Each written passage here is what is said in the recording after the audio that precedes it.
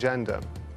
Well, Karl Friedhoff's a fellow at the Chicago Council on Global Affairs. He's joining us now from Chicago. Thank you very much for being with us. Given all the rhetoric that's gone on in the last few months, is there anything that can really be achieved from this visit, do you think? Well, I think when Donald Trump gets to Asia, there are two things that can be achieved. Number one, he's got to be there to reassure our allies that the United States has their defense in the front of his mind. If North Korea were to take any extra provocations, or if there were going to be an attack, that the United States would be there to defend them. The second thing that he can achieve is that he can ensure that both the allies in South Korea and in Japan are going to continue to back up the hardline policy, including increasing sanctions on North Korea. And of course, then when he gets to China, he's going to be able to press them, not only on trade, but also to find out how exactly far they're willing to go in pressing North Korea as well. Do you think that any of that is achievable, given the words that he has spoken over the last few months about China? Certainly he's made friends with Japan, of course, but there's a lot of dissension within within Asia towards the US. Can he actually achieve anything? I think in South Korea it's going to be a little bit of a harder sell, but so far President Moon, the South Korean president, has done very well. He often, I think, doesn't get the credit that he deserves for doing so. Of course, in China it's going to be a much more difficult sell. I think over the past decade, China has shown that it is unwilling to enforce sanctions, but we have seen some movement from them. So I think if he's there, he has a good chance to press them a little bit more. However, I would expect results to be limited from his time in China. These visits are invariably on two levels, one of which is politics and the public side of it. The other side is, of course, trade, which very often goes on behind closed doors. Is it going to be possible to separate North Korea, for example, the Trump administration's attitude towards China, from those trade talks and make them effective?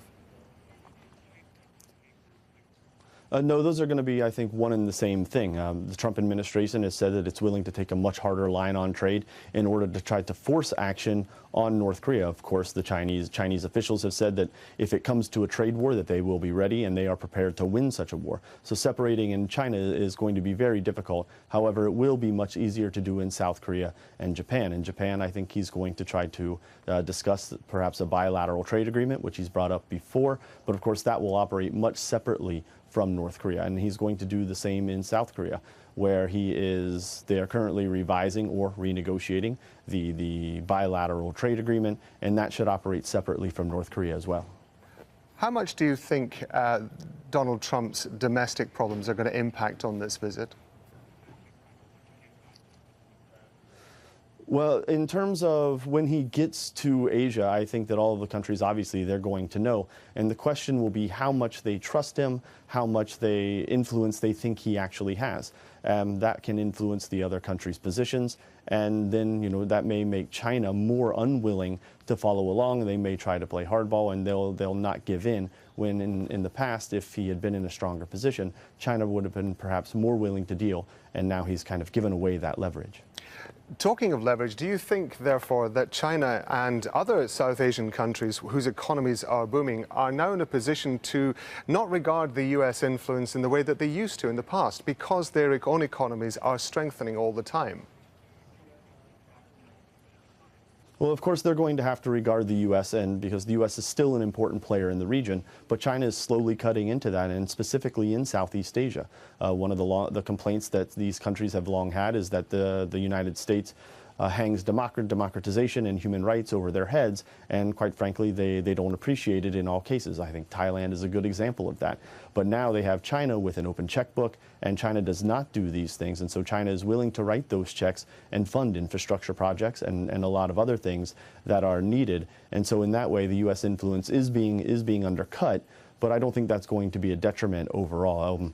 The United States is still an important player in the region, and all the countries want the United States to be involved to counterbalance China's influence. A lot of this, of course, makes the assumption that Donald Trump is going to stay on script when he's during this trip. Do you think he's likely to do that?